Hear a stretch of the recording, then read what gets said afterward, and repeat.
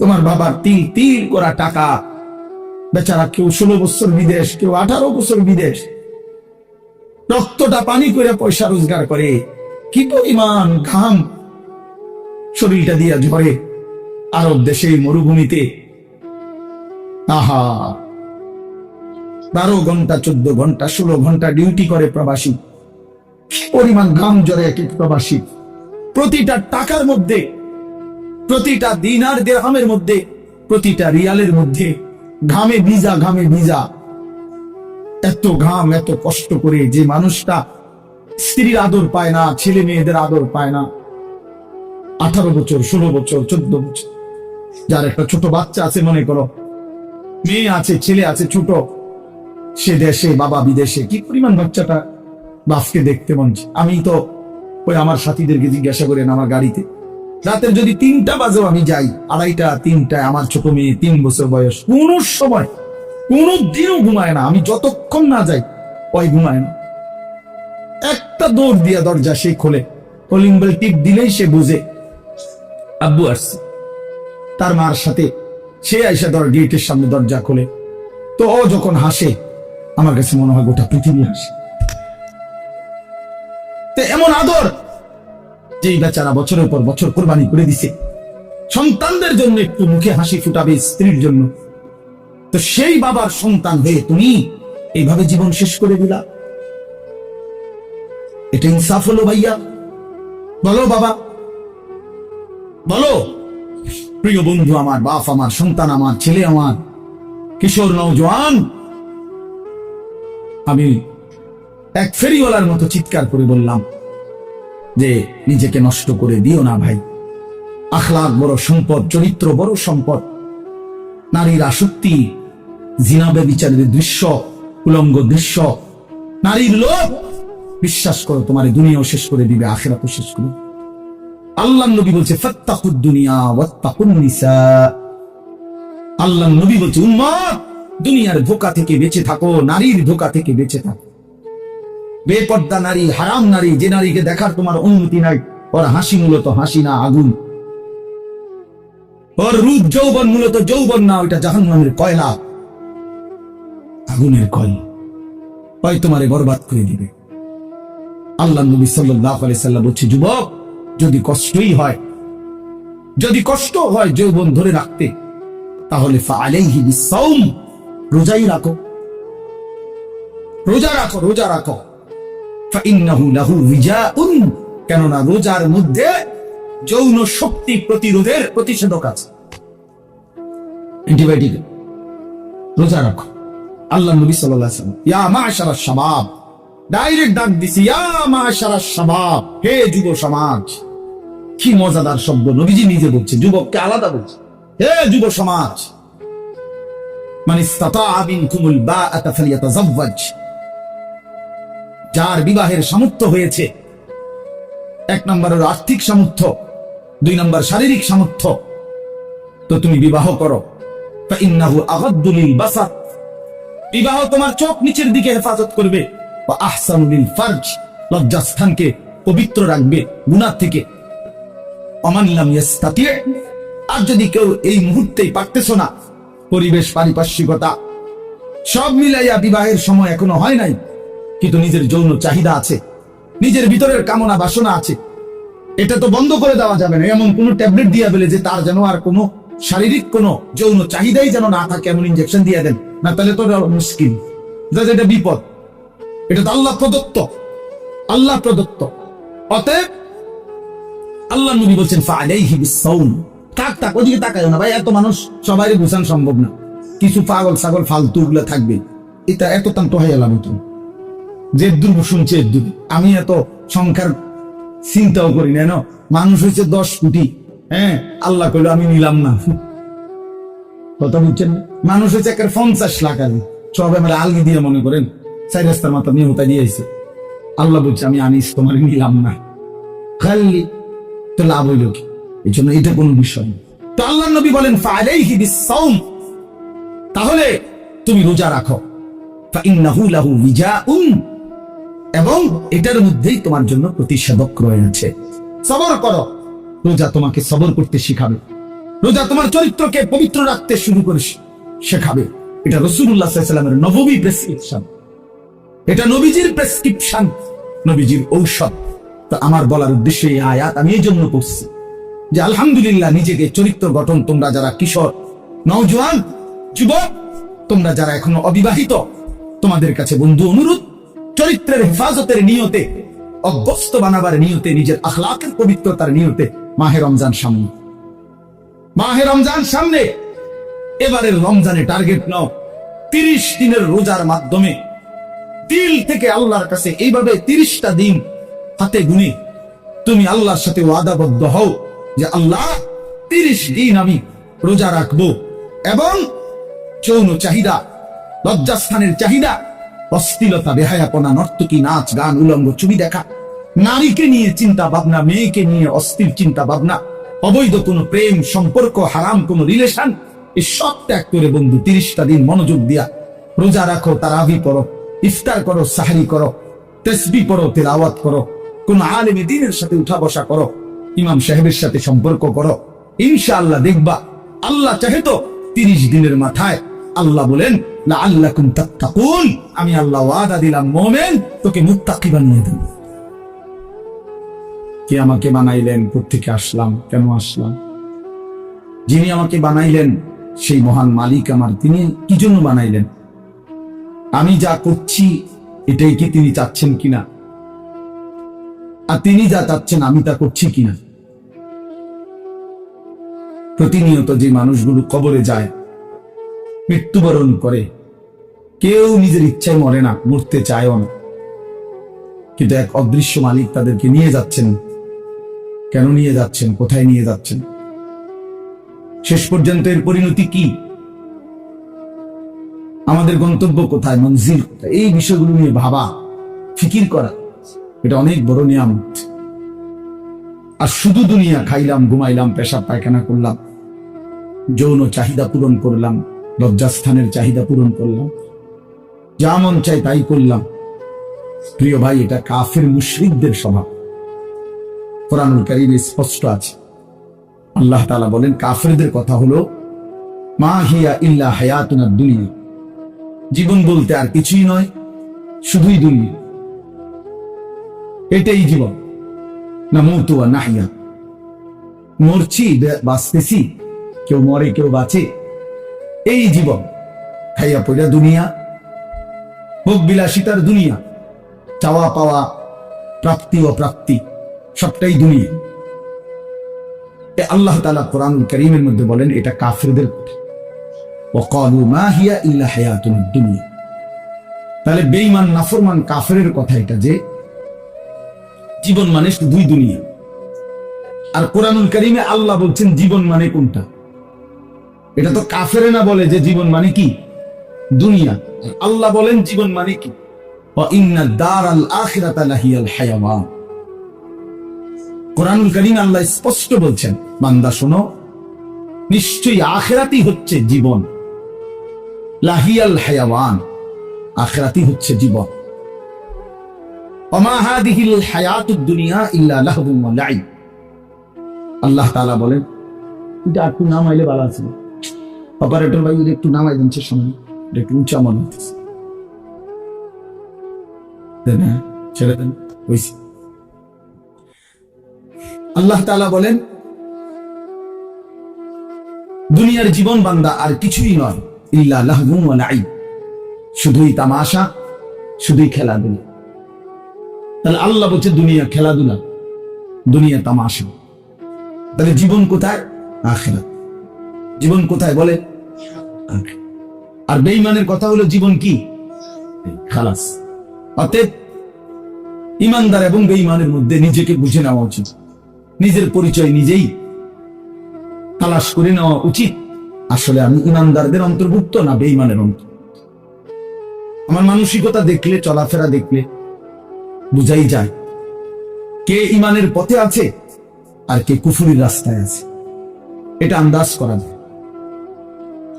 এটা বুঝাই যায়। যার যখন যা মন চায় তাই করা, আমার যা মন চায়, চুল, জামা, শার্ট, প্যান্ট, হাঁটা চলা, কথাবার্তা, রুচি, আচার আচরণ, খাবার দাবার, লেনদেন, আয় রোজগারে কোনো হালাল হারামের পার্থক্য নেই। নিজের মারেও দেখে, পরের বোনকেও দেখে, আপন বোনের দিকেও তাকায়, রাস্তার নারীর দিকেও তাকায়। তার মানে হালাল হারাম বলতে কিছু নেই। ন্যায্য বেচ্চা টাকাও নেই, সুদের টাকাও নেই, যা মন চায় তাই। অর্থাৎ হালাল হারাম, জায়েজ না জায়েজের, আল্লাহ রসুলের বিধিবিধানের কোনো পরোয়া যে করে না, মনের ইচ্ছা মতো যে চলে, এর উদাহরণ আল্লাহ কোরআনে দিছে। ফাআতবাআহু শাইতান, দুইটা আয়াতে ওই দেখেন, মানে কিছু বেয়াদব থাকবেই। এই যে একজন, মানে কিছু ছেলে থাকবেই বেয়াদব, শেষ পর্যন্ত গাদ্দার। যে হুজুর আপনি নিষেধ করলে কিছু আমি শুনবো না, আমি কোনো সময় কারো কথা শুনি না, আজকে হঠাৎ আপনার কথা শুনি না, আমি এই বেয়াদবি করবো কেন? এখন কেমন লাগলো তুমি যে লজ্জা পাইলা? বলো বাবা, আমি কি সুন্দর করে বলছিলাম কিনা বলেন? প্রথম আমি অনেকেই নামায় ফেলছে, নামাইছে না? তো তুমি শুনলা না কেন? এখন তো সবাই দেখলো তোমার।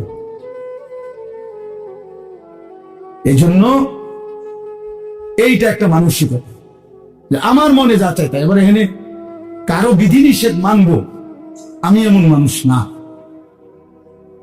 তো আল্লাহ তাআলা বলেন সূরা আরাফের মধ্যে আছে, ফাআতবাআহু শাইতান, শয়তান যার পিছে লাগছে। ওয়ালাকিন্নাহু আখলাদা ইলাল আরদ, পরের আয়াতে আছে যে এই দুনিয়াটাকেই স্থায়ী মনে করে নিছে। ওয়াত্তাবাআ হাওয়াহু, আরে আল্লাহ, ওয়াত্তাবাআ হাওয়াহু, এবং যে মনের ইচ্ছা মতো, মনের চাহিদা অনুসরণ করে, তার মনে যা চায় তাই। তিনটা জিনিস, শয়তান যার পিছে লাগছে, দুনিয়াটাকেই যে স্থায়ী মনে করে নিছে, মনের ইচ্ছা মতো যে চলছে। প্রিয় বাপ, সবাইকে বলি, আমাকেও বলি, আপনাদেরকেও বলি, আল্লাহর কসম কোরআনে বলছি, এখানে সব আলেম হাফেজ আছে, আর হাফেজ ভাই আমি বসাই, হাফেজ গড়ার কারিগর। তো আল্লাহ তাআলা বলেন এই আখলাক যাদের, ফামাসালুহু কামাসালিল কালব, কোরআন শরীফের আয়াত। আল্লাহ বলেন এই লোকের উদাহরণ হলো কুত্তার মতো, কুত্তার মতো, কুত্তার মতো, কুত্তার মতো, কুত্তার মতো।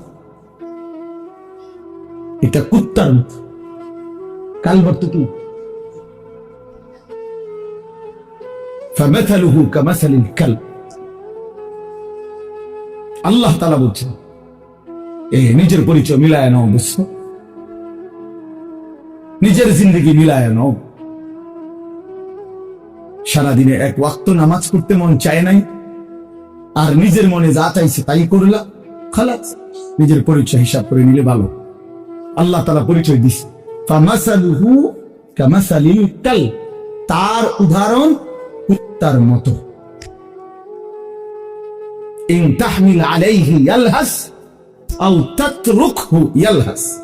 আল্লাহ বলেন কুত্তার স্বভাব, দৌড়ানি দিল জিহ্বা লম্বা করে হাঁফায়, ছাইড়া দিল জিহ্বা লম্বা করে হাঁফায়।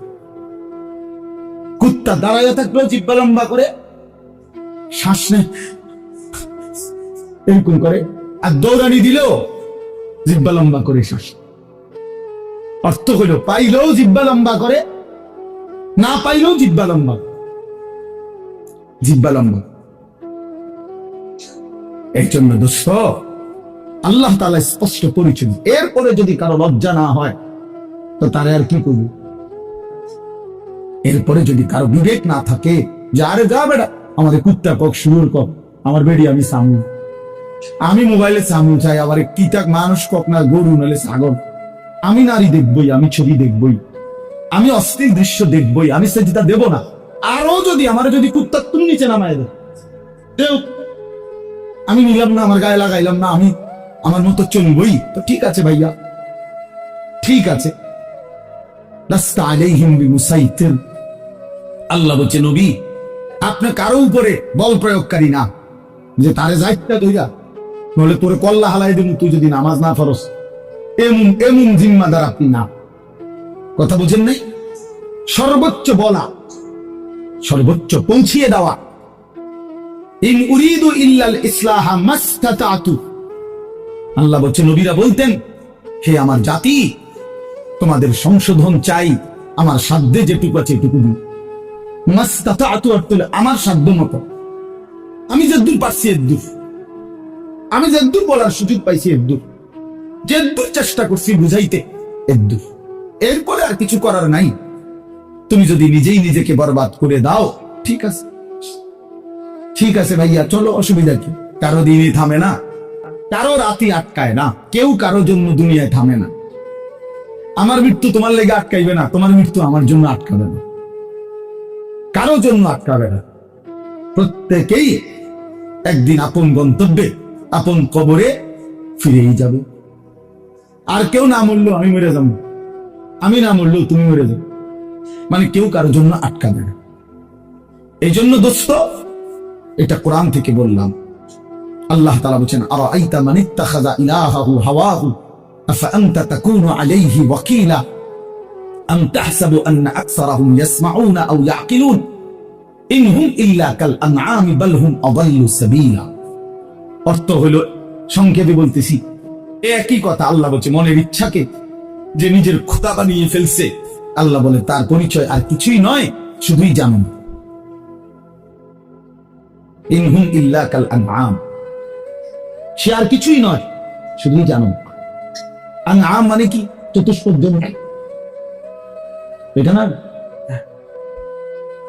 বাল হুম আযাল্লু সাবিলা, আল্লাহ বলেন বরং সে জানোয়ারের চাইতেও বেশি পথ হারা, গুমরাহ। কেন? এক কুকুরও বুঝে এই লাঠিটা যে উঠাইছে ওটা দিয়ে আমারে মারবে, তাই জন্য কুকুর ভাগ্যে যায়। তাহলে কুকুরেরও একদূর আকল আছে যে আমারে এই লাঠির থেকে বাঁচা উচিত, কিন্তু এই জানোয়ারে, এই চতুষ্পদ জন্তু বুঝে না যে এই গুনাহ আমারে জাহান্নামের আগুনে জ্বালায় ফেলবে, এটাও যে বুঝে না, এতটুকু আকলও যার কাজ করে না, এই জন্য আল্লাহ বলছে বরং সে জানোয়ারের চাইতেও বেশি পথ হারা। বাল হুম আযাল্লু সাবিলা, জানোয়ারে যেদূর রাস্তা চিনে, আল্লাহ বলছে এ এদূরও চিনে, এতটুকু চিনে, তার চাইতে বেশি পথ হারা, তার চাইতে বেশি পথ হারা। হাইওয়ান, জানোয়ার তো এটা বুঝে যে আমার উপরে শরীয়তের কোনো বিধানই নাই, তো আমার আর হালাল হারাম কি? কথা বোঝেন না? গরু ছাগলের কোনো হালাল হারাম কিছু আছে? পাক নাফাক কিছু আছে? জায়েজ না জায়েজ কোনো কিছু আছে? আখিরাত, পরকাল, বিচার আচার, মিজান, ফৌসেরাত, এটা কিছু আছে? কিচ্ছু নেই, কিচ্ছু নেই। তাইলে কুকুর খারাইয়া মুতলি কি, বইয়া মুতলি কি? কিন্তু মানুষ নামের এই কুকুর খারাইয়া মতে কেন? মানুষ নামের এই কুকুর খারাইয়া মতে কেন? অত অসুবিধা নাই। প্রকৃত কুকুর তো খারাইয়া মুতলে, ঠ্যাঙালগি দিলে, তার জন্য তো এটা গুনাহ না, কারণ তার তো গুনার কোনো সিস্টেমে নাই। কিন্তু মানুষ নামের এই কুকুর যে খারাইয়া মতে, তার তো গুনাহ। তাহলে বোঝা গেল সে তো ওই চতুষ্পদ জন্তুর থেকেও বেশি কথা। প্রিয় বন্ধু, নিজের উপরে দয়া করো, নিজের উপরে রহম করো। প্রিয় সাথী, নওজোয়ান, নিজের ভালো বুঝে। এই জন্য বললাম, আত্মপরিচয়, আত্ম উপলব্ধি অনেক বড় নিয়ামত। নিজেকে বুঝা, নিজেকে চেনা, আত্মসম্মান। মানুষের আত্মসম্মান বড় সম্পদ। অনেক মানুষ আছে পৃথিবীতে আত্মমর্যাদার কারণে প্রয়োজনে না খাইয়া মরে যায়, কিন্তু মাথা নোয়ায় না কারো কাছে। প্রয়োজনে সে মরে যাবে, কিন্তু হাত পাতবে না কারো কাছে। সাহারায় ওরা ঢুকে মারে, তবু পড়ে না সকল পদ্ধতি।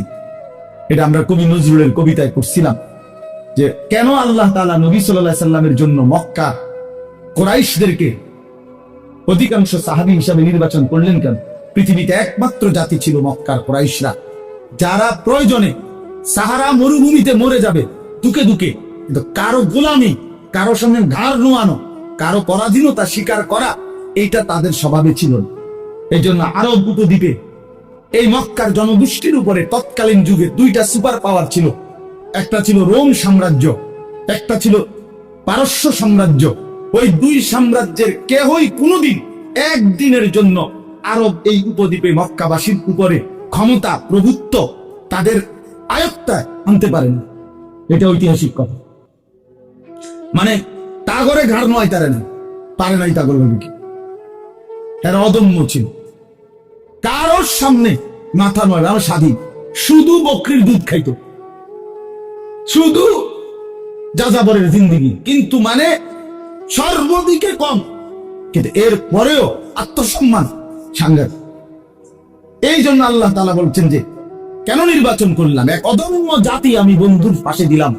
এমন সাহাবী বেশি দিন আর লাগছে না, 16 থেকে 20 বছরের ব্যবধানে পরবর্তী গোটা পৃথিবীতে কালেমার পতাকা উড়ায় দিচ্ছে। সারা পৃথিবী, আফ্রিকা পর্যন্ত সারা পৃথিবীতে পতাকা উড়ায় দিচ্ছে, জ্ঞান দিয়ে গেছে সাফ। কারণ ওই যে চেতনাটা সাংঘাতিক ছিল, আত্মসম্মান সাংঘাতিক, আত্মমর্যাদা।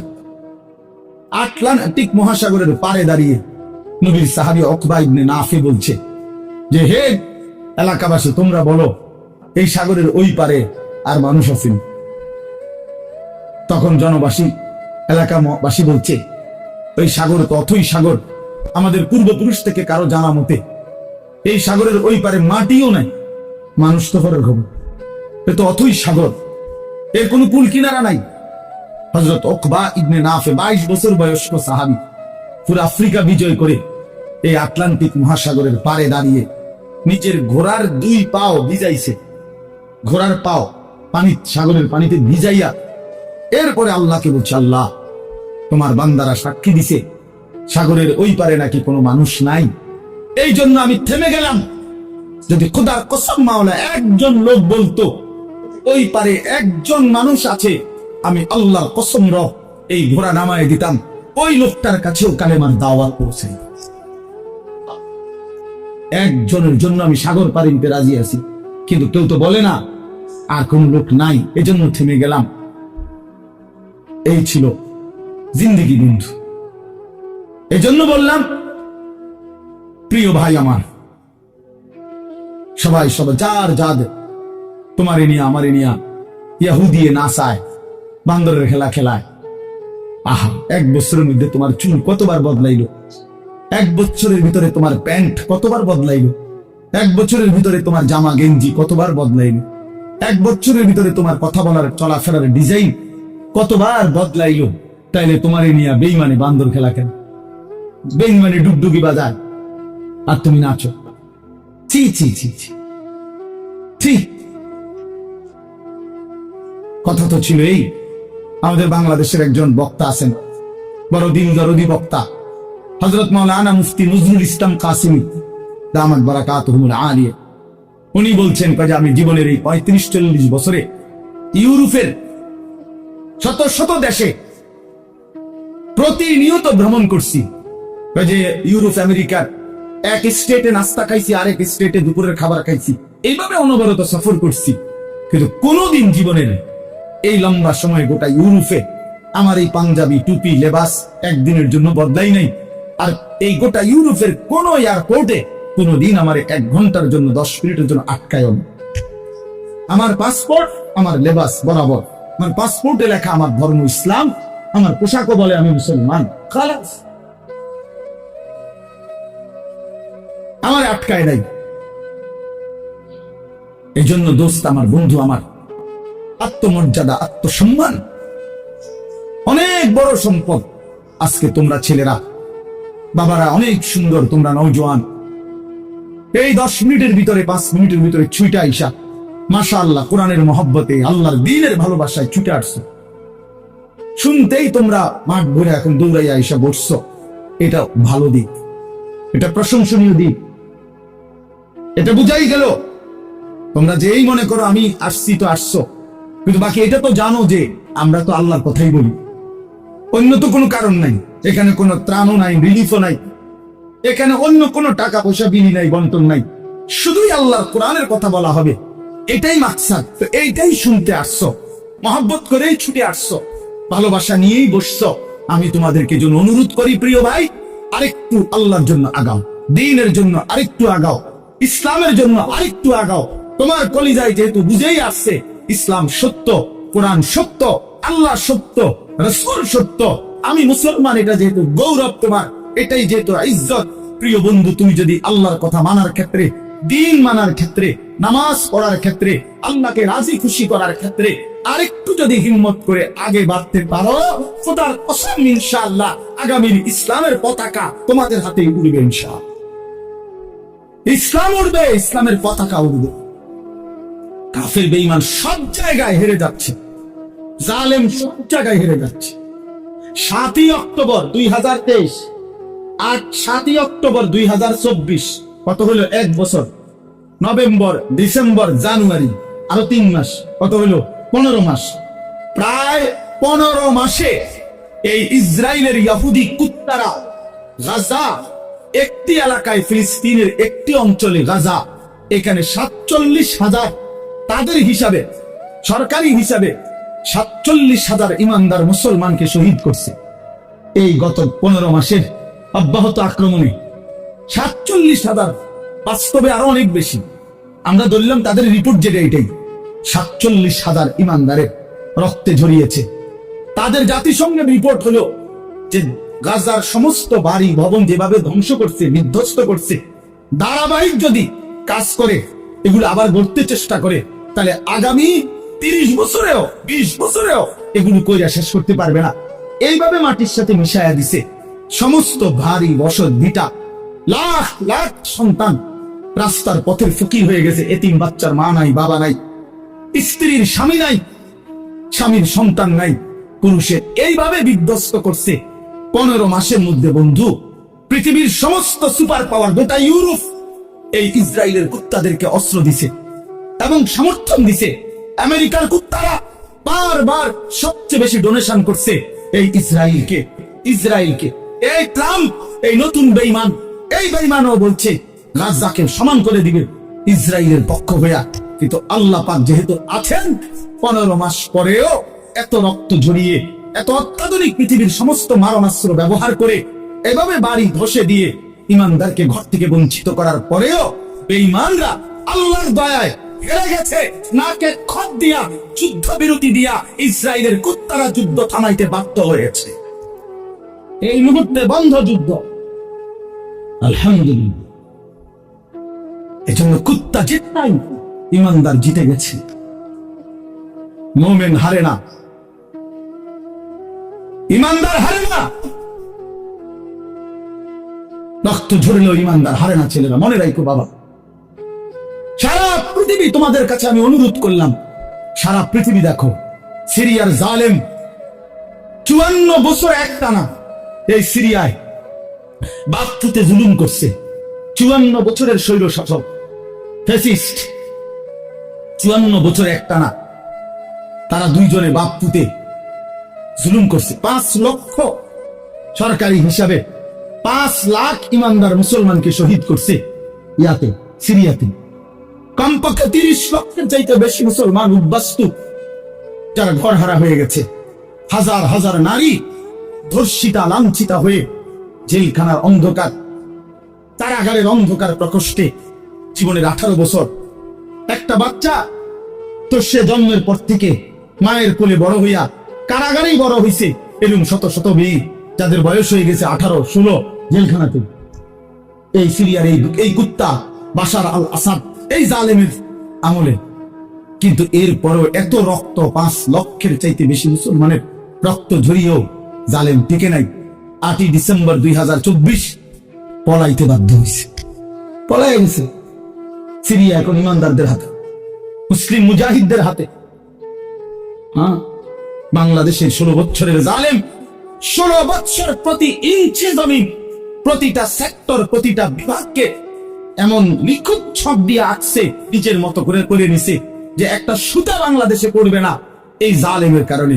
সেই বুবুও 5ই আগস্ট পলাইছে, বুবু পলাইছে। আমার জিও কয় বুবু পলাইছে, ছোট্ট গাছ। আমি গাবু কেমনে পলাইছে? গাড়ি উঠি লইয়া পলাইছে, গাড়ি উঠি লইয়া পলাইছে। গাড়ি উঠি কই তারে না, এবার গাড়ি উঠি লইয়া পলাইছে। হ্যাঁ, মাজলুমের বিজয় হয়েছে, জালেমের পতন হয়েছে। তাইলে বন্ধু, পৃথিবীতে মুসলমানদের নির্যাতনের মজলুমের কাহিনী ফিলিস্তিনের চাইতে মারাত্মক কোথাও নাই। সেখানেও ইনশাআল্লাহ আবার হবে, ইসরায়েল আবার আক্রমণ করবে। কিন্তু এর পরমাণু এই আক্রমণ করতে করতে আজকে 15 মাসে তাদের ভিতরটা জুরজুরা হয়ে গেছে, কিচ্ছু নাই। শেষ পর্যন্ত আল্লাহ তাআলা কোরআনে যেহেতু ওয়াদা দিছে, ইহুদিরা হচ্ছে অভিশপ্ত জাতি। ইহুদিরা কোন সময় পৃথিবীতে স্থির হইতে পারে নাই। ইহুদি একমাত্র অভিশপ্ত জাতি, যে জাতি কখনো কোথাও সেটেল হইতে পারে নাই। এরা যাযাবর, এরা জীবনভর এগরে তারাইছে। সব সময় এই ইসরায়েল থেকেও এই বেঈমানরা, এই ইহুদি কুত্তারা পরাজিত হয়ে একদিন এখান থেকে সরে যেতে বাধ্য হবে ইনশাআল্লাহ।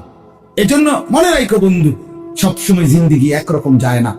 আজীবন মুসলমান নির্যাতিত হবে, আজীবন ইমানদার জুলুমের শিকার হবে, আজীবন কোরআনওয়ালা সেজদাওয়ালা অপমানিত হবে, আর সুদখোর ঘুষখোর বাটপার সিটার জালেম নাফরমান আর এই তাফালিং করি না তোমরা আজীবন মাতবরি করবা।